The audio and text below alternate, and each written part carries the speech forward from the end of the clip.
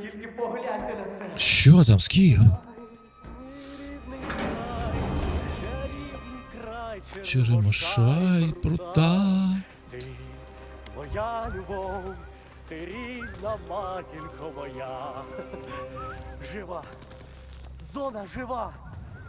Вижила, Скіфе, вижила. Що ти несеш? Я мало не здох у тому довбаному інституті. Де бродяга? Не питай. Що там сталося, Скіфе? Що з бродягою? Він... Ти!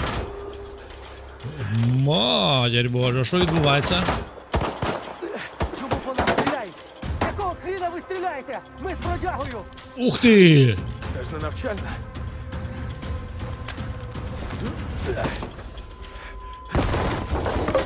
Ух ти! Бум!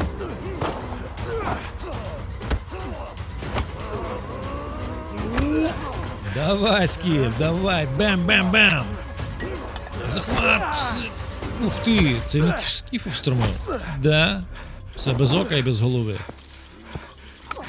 Минулі друзі?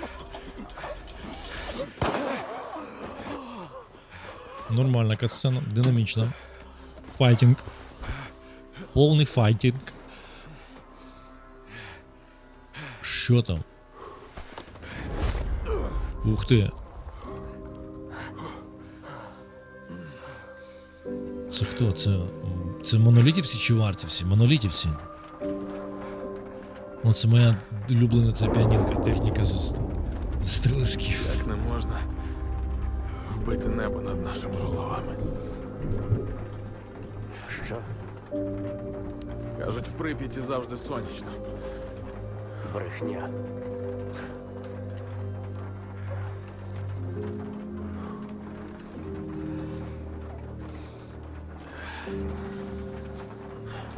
Музика просто бімба.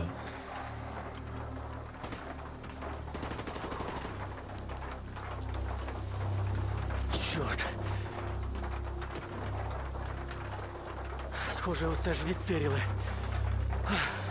Треба було раніше кидати палити. А що зі Скіфом? Що тепер і бродяга, і дубний, і всі? Так. Виходить, не вберегла їх зона.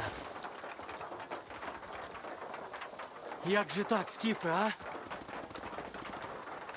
Ух ти, це ж з дикого.